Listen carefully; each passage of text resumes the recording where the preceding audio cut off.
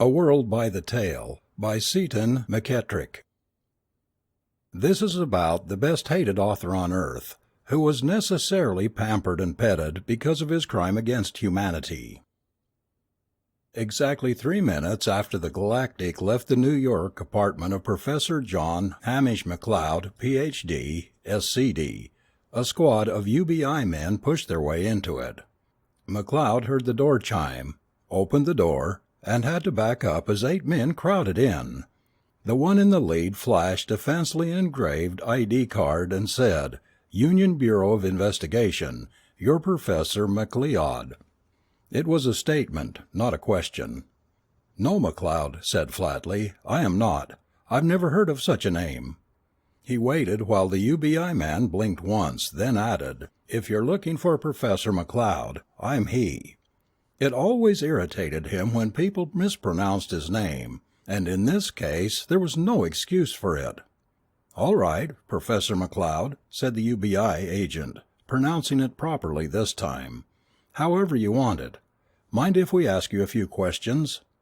McLeod stared at him for half a second. 8 men, all of them under 35, in top physical condition. He was 15 years older and the oldest, and had confined his exercise, in the words of Chauncey Depew, to acting as a pallbearer for my friends who take exercise.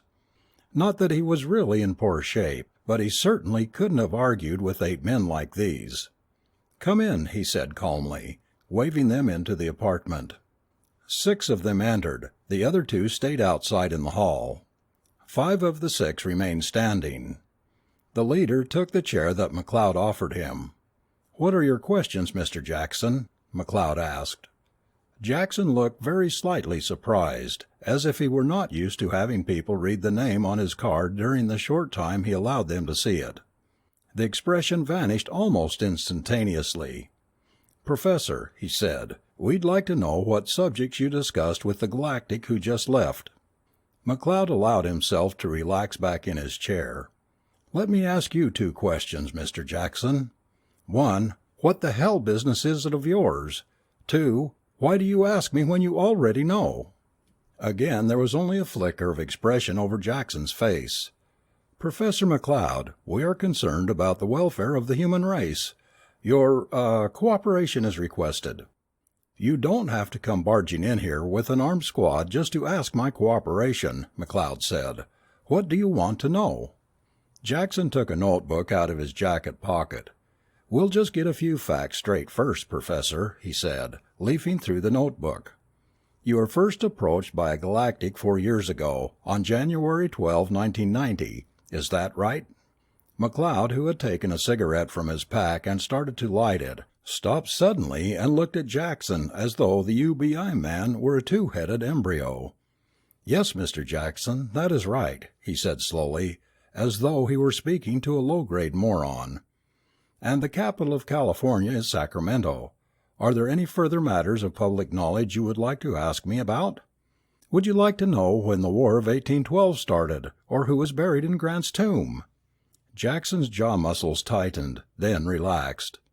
"There's no need to get sarcastic, Professor. Just answer the questions." He looked back at the notebook. "According to the record, you, as a zoologist, were asked to accompany a shipment of animals to a planet named, Galactin. You did so. You returned after 18 months. Is that correct?" "To the best of my knowledge, yes," McLeod said, with heavy, biting sarcasm. "And the date of the Norman conquest was A.D. 1066. Jackson balled his fist suddenly and closed his eyes. "McLeod, stop it!" He was obviously holding himself under rigorous restraint. He opened his eyes. "There are reasons for asking these questions, Professor. Very good reasons. Will you let me finish?"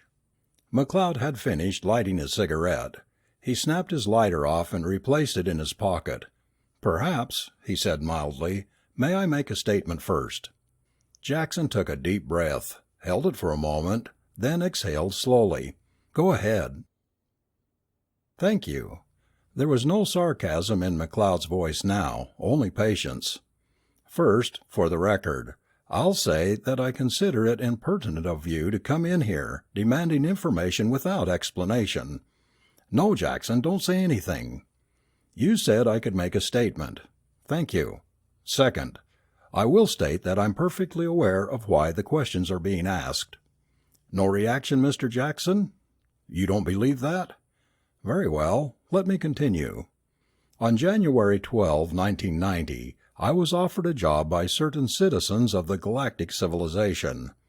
These citizens of the galactic civilization wanted to take a shipload of terrestrial animals to their own planet, Galactian. They knew almost nothing about the care and feeding of terrestrial animals. They needed an expert.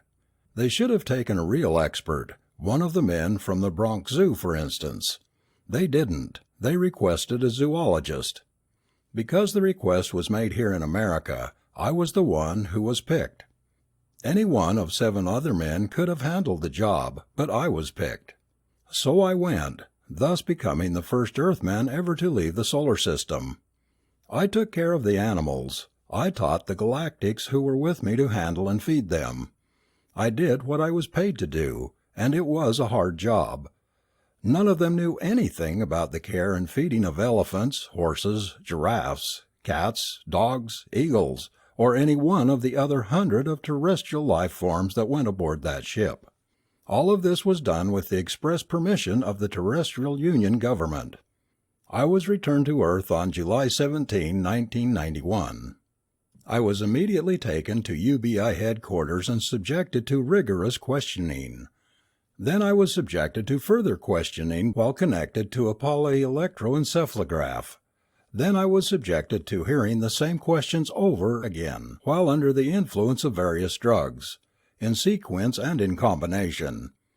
The consensus at that time was that I was not lying, nor had I been subjected to what is commonly known as brainwashing.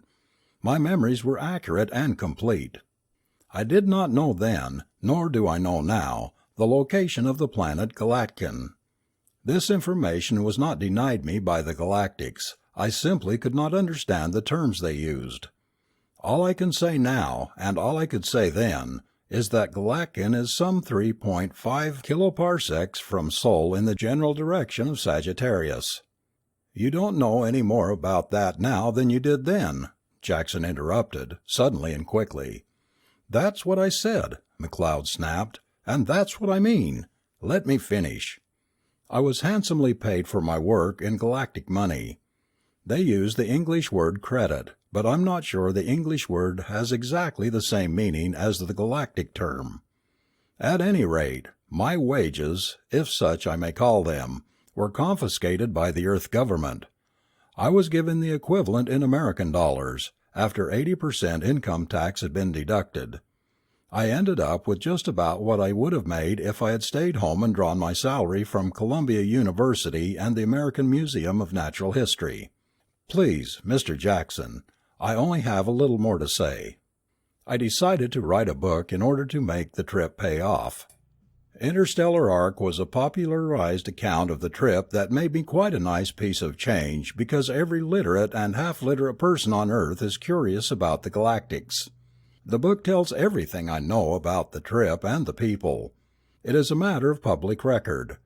Since that is so, I refuse to answer a lot of darn fool questions, by which I mean that I refuse to answer any more questions that you already know the answers to. I'm not being stubborn, I'm just sick and tired of the whole thing. Actually, the notoriety that had resulted from the trip and the book had not pleased McLeod particularly. He had never had any strong desire for fame, but if it had come as a result of his work in zoology and the related sciences, he would have accepted the burden. If his The Ecology of Martian Polar Regions had attracted 100th of the publicity and sold 100th of the number of copies that Interstellar Arc had sold, he would have been gratified indeed. But the way things stood, he found the whole affair irksome. Jackson looked at his notebook as if he expected to see answers written there instead of questions. He looked back up at McLeod. "All right then, Professor. What about this afternoon's conference? That isn't a matter of public record." And technically it isn't any of your business either, McLeod said tiredly. But since you have the whole conversation down on tape, I don't see why you bother asking me. I'm well aware that you can pick up conversations in my apartment." Jackson pursed his lips and glanced at another of the agents, who raised his eyebrows slightly. McLeod got it, in spite of the fact that they didn't intend him to. His place was bugged, all right, but somehow the Galactic had managed to nullify their instruments. No wonder they were in such a tizzy. McLeod smiled, pleased with himself and with the world for the first time that afternoon. He decided, however, that he'd better volunteer the information before they threatened him with the Planetary Security Act. That threat would make him angry, he knew, and he might say something that would get him in real trouble. It was all right to badger Jackson up to a certain point, but it would be foolish to go beyond that. "However," he went on, with hardly a break, "since, as you say, it is not a matter of public record, I'm perfectly willing to answer any questions you care to ask." "Just give us a general rundown of the conversation," Jackson said. "If I have any questions, I'll ask them at the proper time." McLeod did the best he could to give a clear picture of what the Galactic had wanted. There was really very little to it. The Galactic was a member of a race that McLeod had never seen before, a humanoid with red skin, fire engine, not Amerindian, and rather a pleasant-looking face, in contrast to the rather crocodilian features of the Galactic resident. He had introduced himself by an unpronounceable name, and then had explained that since the name meant mild or merciful in one of the ancient tongues of his planet, it would be perfectly all right if McLeod called him Clement. Within minutes it had been Clem and Mac. McLeod could see that Jackson didn't quite believe that. Galactics of whatever race were aloof, polite, reserved, and sometimes irritatingly patronizing, never buddy-buddy. McLeod couldn't help what Jackson might think. What was important was that it was true. What Clem wanted was very simple. Clem was, after a manner of speaking, a literary agent. Apparently the galactic system of book publishing didn't quite work the way the terrestrial system did. Clem took his commission from the publisher instead of the author, but was considered a representative of the author, not the publisher. McLeod hadn't quite understood how that sort of thing would work out, but he let it pass. There were a lot of things he didn't understand about galactics. All Clem wanted was to act as McLeod's agent for the publication of Interstellar Arc. "And what did you tell him?" Jackson asked. "I told him I'd think it over." Jackson leaned forward. "How much money did he offer?" he asked eagerly. "Not much," McLeod said. "That's why I told him I'd think it over. He said that, considering the high cost of transportation, relaying, translation, and so on, he couldn't offer me more than 1,000th of the 1% royalties." Jackson blinked. "One what?" 1,000th of 1%. If the book sells 100,000 copies as a credit copy, they will send me a nice, juicy check for one lousy credit." Jackson scowled. "They're cheating you." "Clem said it was the standard rate for a first book." Jackson shook his head. "Just because we don't have interstellar ships and are confined to our own solar system, they treat us as though we were ignorant savages.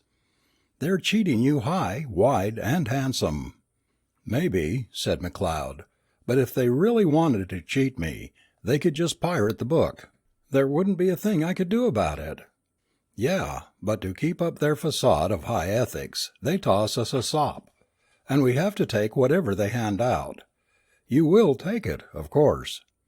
It was more of an order than a question. "I told him I'd think it over," McLeod said. Jackson stood up. "Professor McLeod, the human race needs every galactic credit it can lay its hands on. It's your duty to accept the offer, no matter how lousy it is. We have no choice in the matter, and a galactic credit is worth $10 American, £4 UK, or 40 rubles Soviet. If you sell 100,000 copies of your book, You can get yourself a meal in a fairly good restaurant, and Earth will have one more galactic credit stashed away. If you don't sell that many, you aren't out anything." "I suppose not," McLeod said slowly. He knew that the government could force him to take the offer. Under the Planetary Security Act, the government had broad powers, very broad. "Well, that isn't my business right now," Jackson said. "I just wanted to find out what this was all about." "You'll hear from us, Professor McLeod." "I don't doubt it," said McLeod. The 6 men filed out the door. Alone, McLeod stared at the wall and thought. Earth needed every galactic credit it could get, that was certain. The trouble came in getting them. The Earth had absolutely nothing that the galactics wanted. Well, not absolutely, maybe, but so near as made no difference. Certainly there was no basis for trade. As far as the galactics were concerned, the Earth was a little backwater planet that was of no importance. Nothing manufactured on the planet was of any use to galactics. Nothing grown on Earth was of any commercial importance. They had sampled the animals and plants for scientific purposes, but there was no real commercial value in them. The government had added a few credits to its meager collection when the animals had been taken, but the amount was small. McLeod thought about the natives of New Guinea and decided that on the galactic scale, Earth was about in the same position. Except that there had at least been gold in New Guinea. The galactics didn't have any interest in Earth's minerals. The elements were much more easily available in the asteroid belts that nearly every planetary system seemed to have. The galactics were by no means interested in bringing civilization to the barbarians of Earth either. They had no missionaries to bring new religion, no do-gooders to elevate the cultural level of the natives. They had no free handouts for anyone. If Earthmen wanted anything from them, the terms were cash on the barrelhead. Earth's credit rating in the galactic equivalent of Dun & Bradstreet was ZZZ, 0. A galactic Earth ship had, so to speak, stumbled over Earth 15 years before. Like the English explorers of the 18th and 19th centuries, the galactics seemed to feel that it was necessary to install one of their own people on a newfound planet, but they were not in the least interested in colonization, nor in taking over Earth's government. The galactic resident was not in any case a royal governor, and could hardly even be called an ambassador.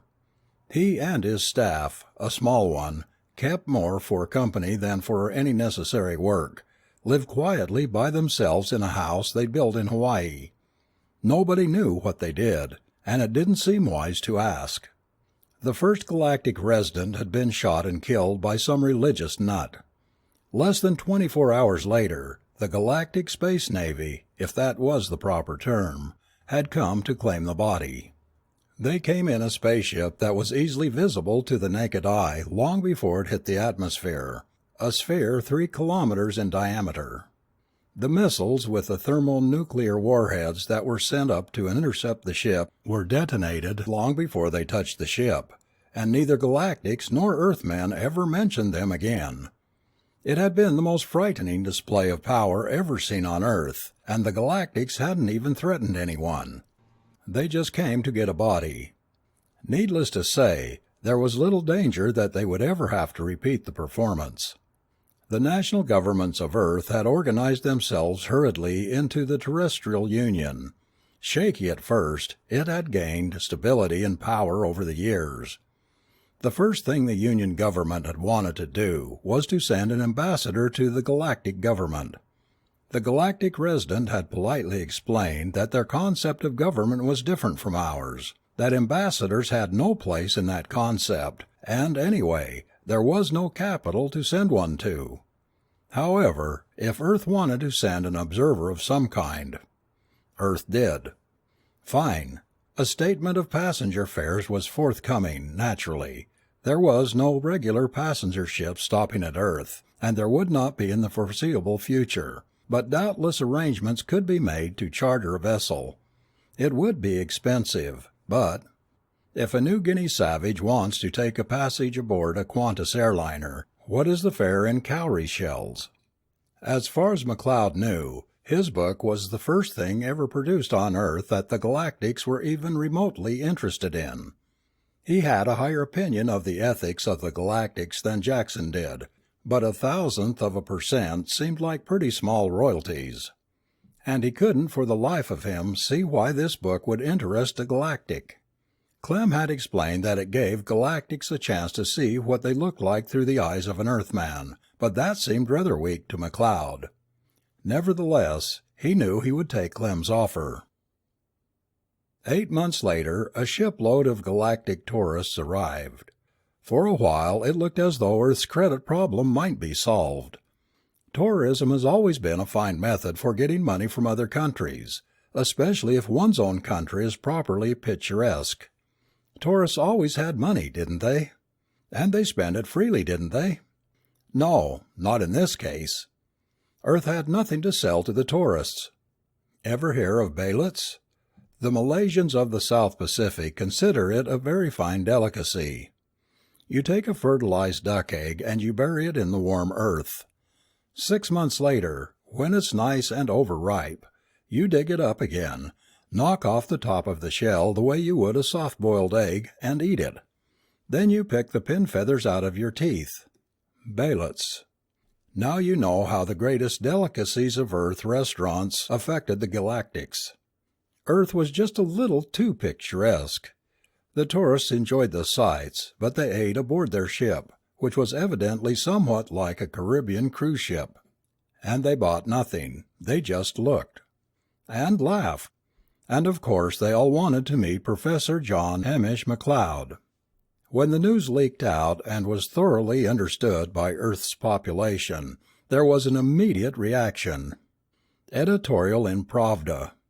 The stupid book written by the American J. H. McLeod has made Earth a laughingstock throughout the galaxy. His inability to comprehend the finer nuances of galactic socialism has made all Earthmen look foolish. It is too bad that a competent Russian zoologist was not chosen for the trip that McLeod made. A man properly trained in the understanding of the historical forces of dialectic materialism would have realized that any galactic society must of necessity be a communist state, and would have interpreted it as such. The petty bourgeois mind of McLeod has made it impossible for any Earthman to hold up his head in the free socialist society of the galaxy. Until this matter is corrected. News from Manchester Guardian. Professor James H. McLeod, the American zoologist whose book has apparently aroused a great deal of hilarity in galactic circles, admitted today that both Columbia University and the American Museum of Natural History have accepted his resignation. The recent statement by a university spokesman that Professor McLeod had besmirched the honor of Earthmen everywhere was considered at least partially responsible for the resignations. See editorial. Editorial Manchester Guardian. It is a truism that an accepted wit has only to say, "Pass the butter," and everyone will laugh. Professor McLeod, however, far from being an accepted wit, seems rather to be in the position of a medieval court fool, who is laughed at rather than with. As a consequence, all Earthmen have been branded as fools. Statement made by the American senator from Alabama. He has made us all look like jackasses in the eyes of the Galactics, and at this precarious time in human history, it is my considered opinion that such actions are treasonous to the human race and to Earth, and should be treated and considered as such. Book Review, Literary Checklist, Helvar 3, Borneus Cluster. Interstellar Arc, An Earthman's View of the Galaxy, translated from the original tongue by Vonus Delf, circa 5.00. This inexpensive little book is one of the most highly entertainingly funny publications in current print. The author, one John McLeod, is a member of a type 3-7b race inhabiting a planet in the outer fringes. As an example of the unwitting humor of the book, we have only to quote the following. I was shown to my quarters shortly before takeoff.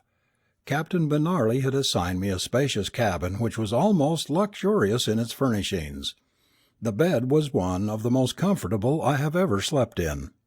Or the following: I found the members of the crew to be friendly and cooperative, especially Nern Kronzel, the ship's physician. It is our prediction that this little gem will be enjoyed for a long time to come, and will be a real money-maker for its publishers. They haven't hanged me yet, McLeod thought. He sat in his apartment alone and realized that it would take very little effort to get him hanged. How could one book have aroused such wrath? Even as he thought it, McLeod knew the answer to that question. It wasn't the book. No one who had read it in 2.5 years before had said anything against it. No, it wasn't the book. It was the galactic reaction to the book. Already feeling inferior because of the standoffish attitude of the beings from the stars, the Homeric laughter of those same beings had been too much. It would have been bad enough if that laughter had been generated by one of the galactics. To have it generated by an Earthman made it that much worse. Against an Earthman, their rage was far from impotent. Nobody understood why the book was funny, of course. The joke was over their heads, and that made human beings even angrier. He remembered a quotation from a book he had read once. A member of some tribal taboo culture, African or South Pacific, he forgot which, had been treated at a missionary hospital for something or other and had described his experience. The white witch doctor protects himself by wearing a little round mirror on his head which reflects back the evil spirits. Could that savage have possibly understood what was humorous about that remark? No, not even if you explained to him why the doctor used the mirror that way. Now what? Thought McLeod. He was out of a job and his bank account was running low. His credit rating had dropped to 0. McLeod heard a key turn in the lock. The door swung open and Jackson entered with his squad of UBI men. "Hey," said McLeod, jumping to his feet. "What do you think this is?" "Shut up, McLeod," Jackson growled. "Get your coat. You're wanted at headquarters." McLeod started to say something, then thought better of it. There was nothing he could say. Nobody would care if the UBI manhandled him. Nobody would protest that his rights were being ignored. If McLeod got his teeth knocked in, Jackson would probably be voted a medal. McLeod didn't say another word. He followed orders. He got his coat and was taken down to the big building on the East River which had begun its career as the United Nations building. He was bundled up to an office and shoved into a chair. Somebody shoved a paper at him. "Sign this." "What is it?" McLeod asked, finding his voice. "A receipt. For $2,000. Sign it." McLeod looked the paper over, then looked up at the burly man who had shoved it at him.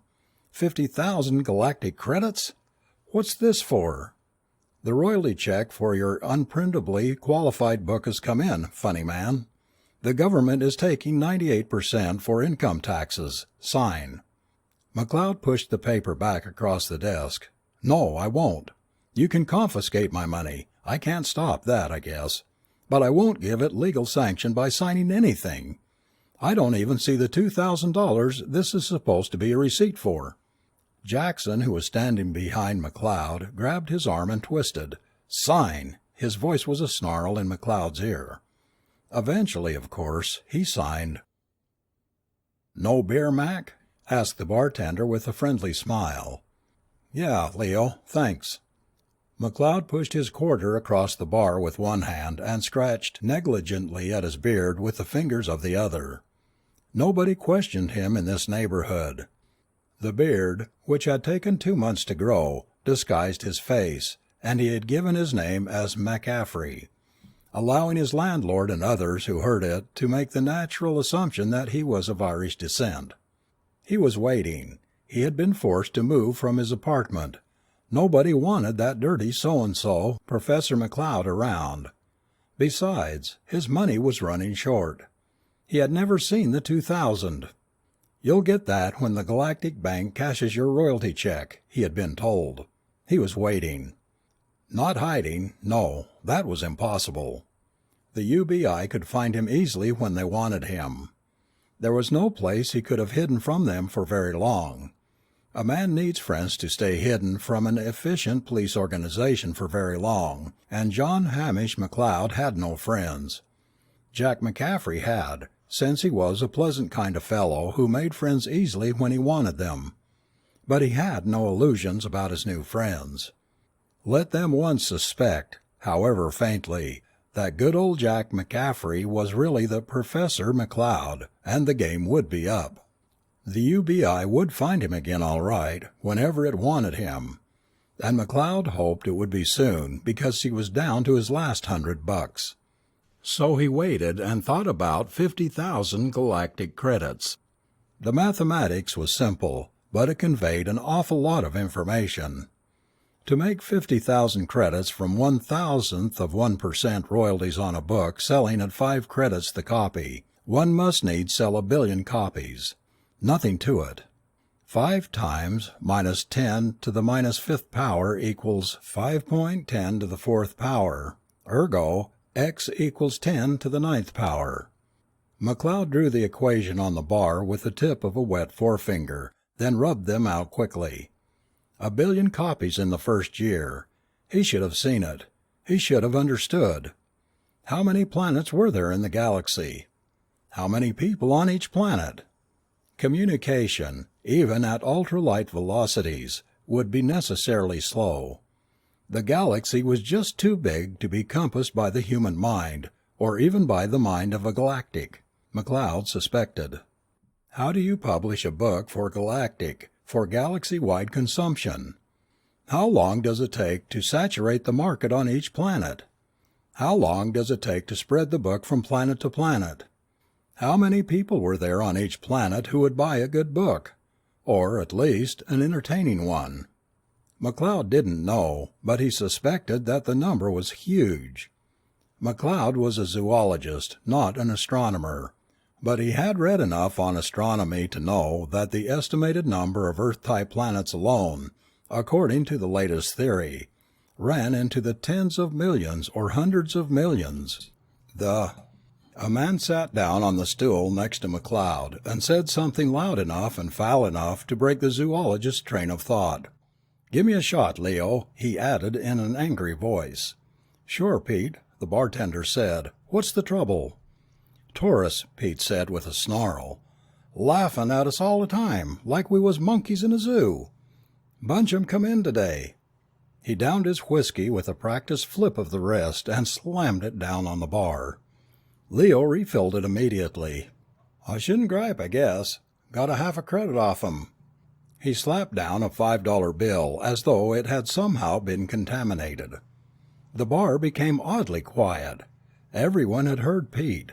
Further, everyone had heard another shipload of galactics had landed and were at the moment enjoying the sights of New York. A few of them knew that Pete was the bell captain in one of the big midtown hotels. McLeod listened while Pete expounded on the shame he had to undergo to earn half a credit, a lousy $5. McLeod did some estimating. Tourists, the word had acquired an even more pejorative sense than it had before, and now applied only to galactics, bought nothing, but they tipped for services, unless the services weren't wanted or needed. Pete had given them information that they hadn't had before, where to find a particular place. All in all, the group of 15 galactics had given out 5 or 6 credits in such tips. Say half a credit apiece. There were perhaps 100 galactics in this shipload. That meant 50 credits. They didn't need anyone to carry their bags. They didn't need anyone to register them in hotels. They didn't need personal service of that kind. All they wanted to do was look. But they wouldn't pay for looking.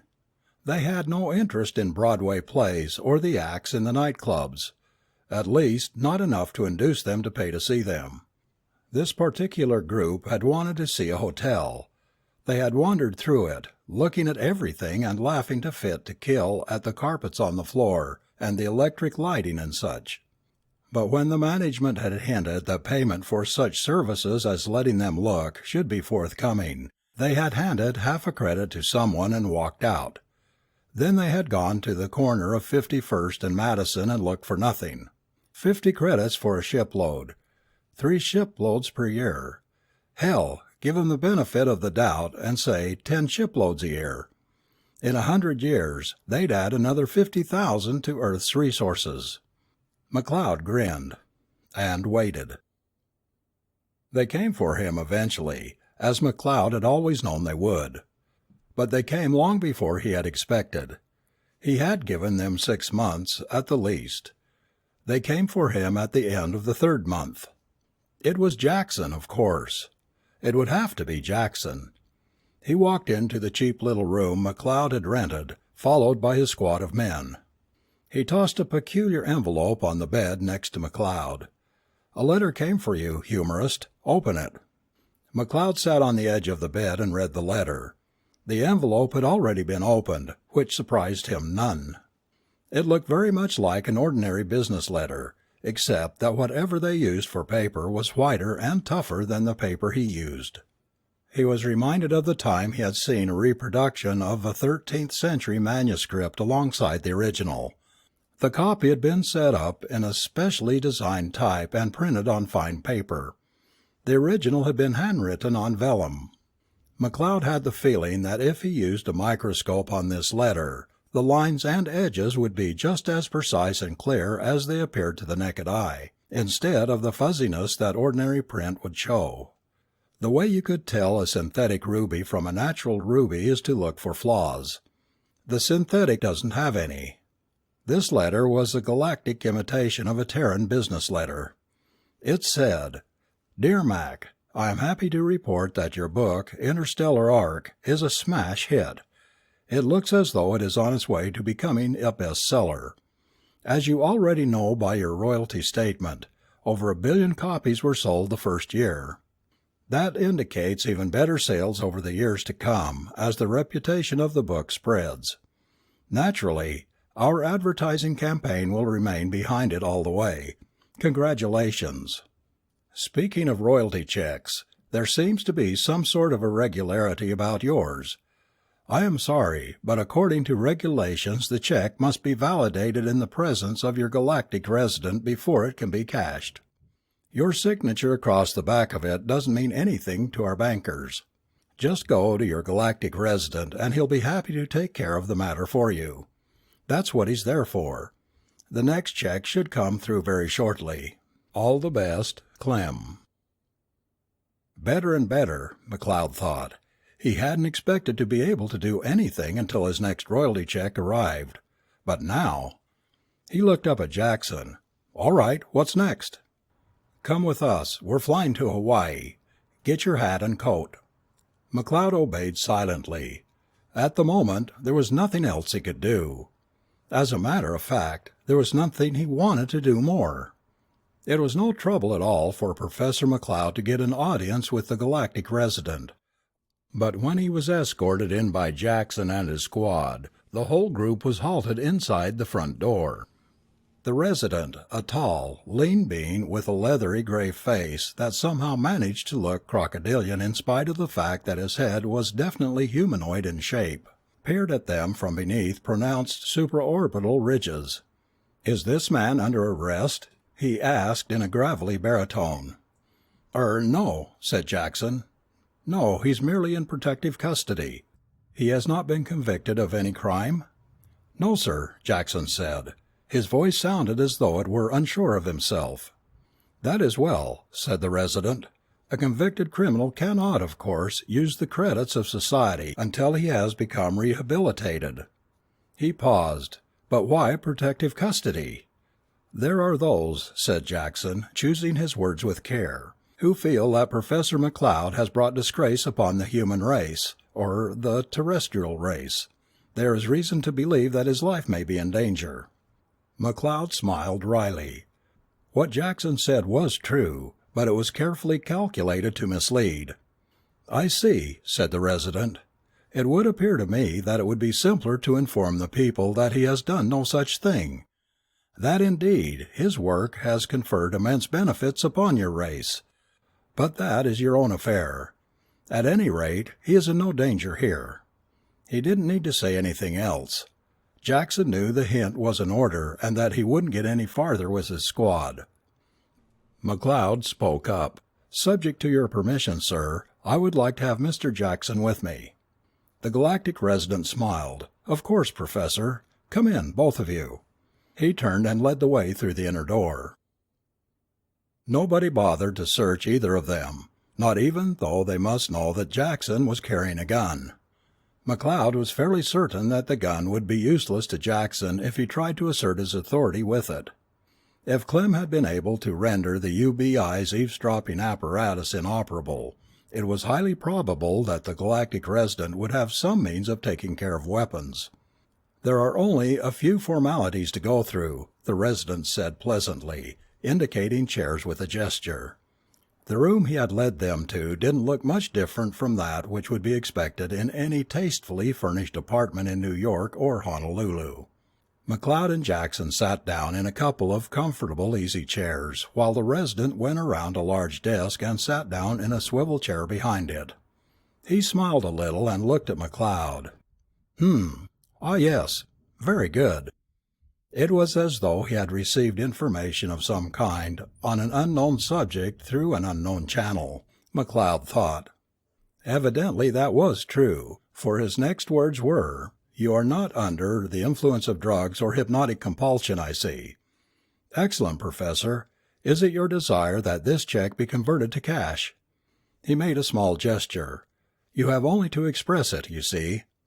It would be difficult to explain it to you, but rest assured that such an expression of will, while you are seated in that chair, is impressed upon the structure of the check itself, and is the equivalent of a signature. Except, of course, that it is unforgeable." "May I ask a few questions first?" McLeod said. "Certainly, Professor. I am here to answer your questions." "The money. Is it free and clear, or are there galactic taxes to pay?" If the galactic residents had had eyebrows, it is likely that they would have lifted in surprise. "My dear Professor, aside from the fact that we run our government in an entirely different manner, we would consider it quite immoral to take what a man earns without giving services of an exact kind. I will charge you 5 credits for this validation, since I am rendering a service.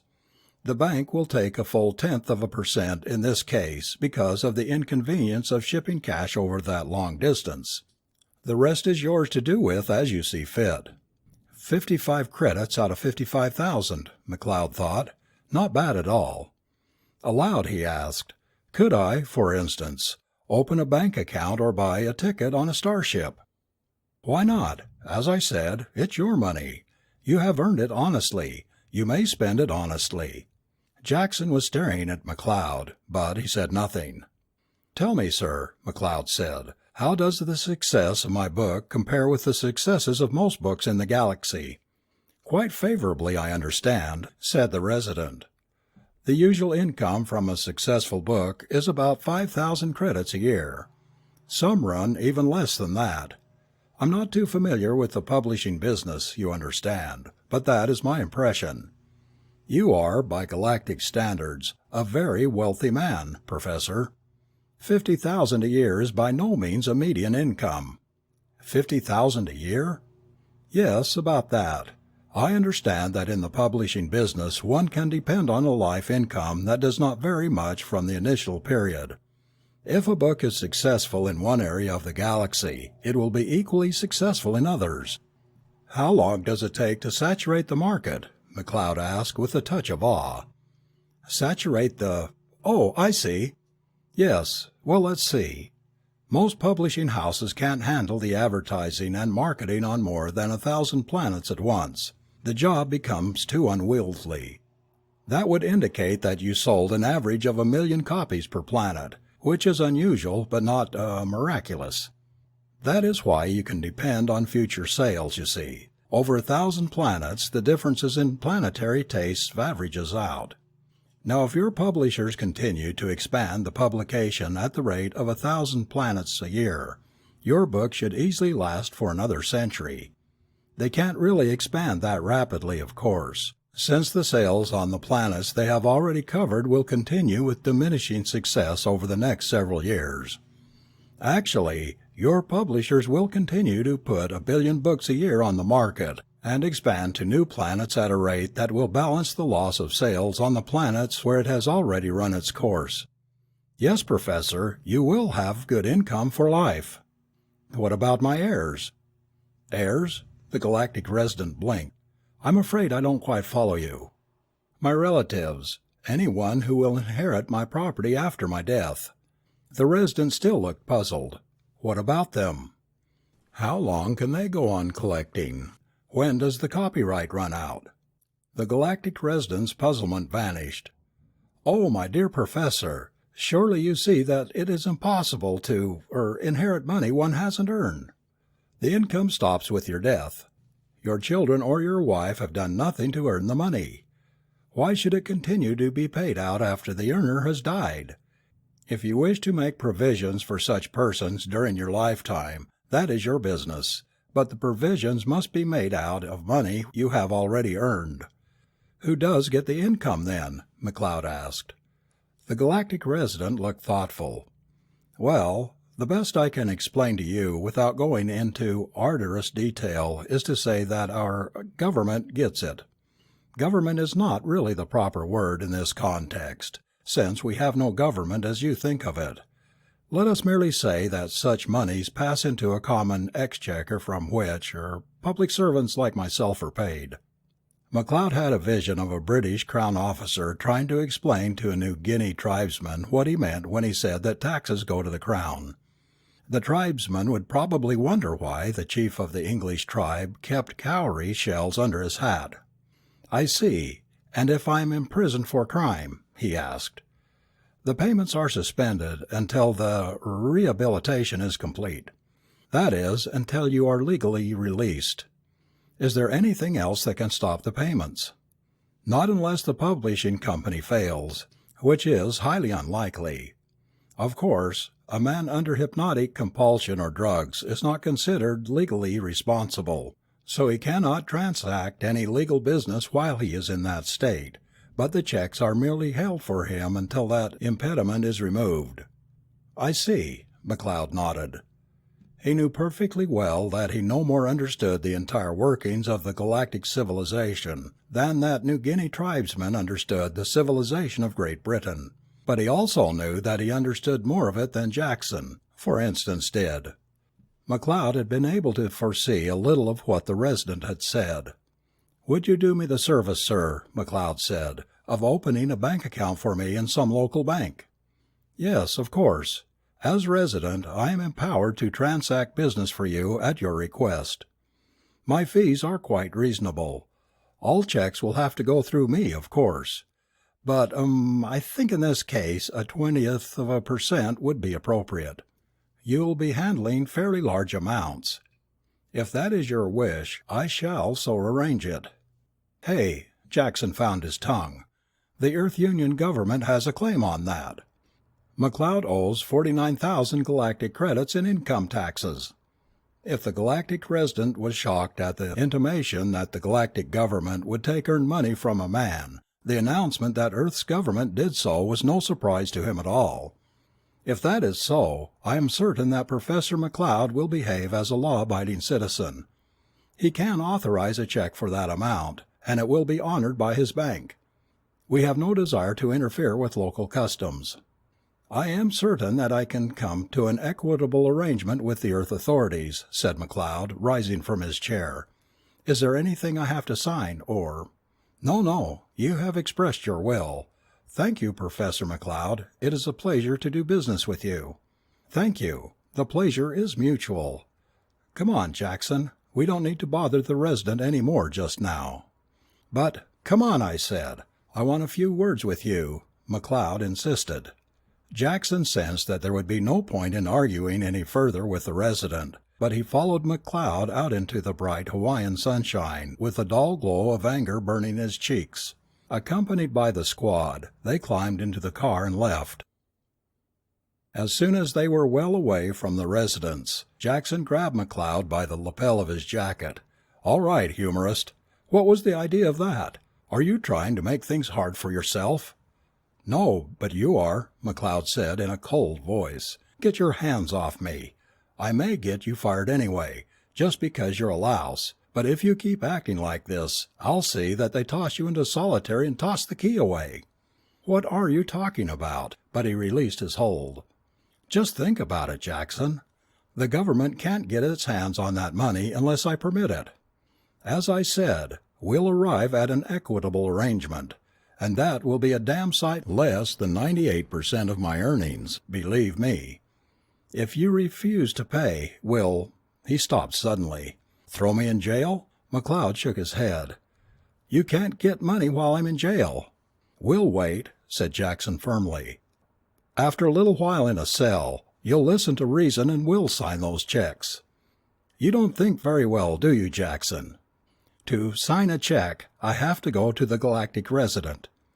As soon as you take me to him, I authorize a check to buy me a ticket for some nice planet where there are no income taxes." Jackson opened his mouth and shut it again, frowning. "Think about it, Jackson," McLeod continued. "Nobody can get that money from me without my consent.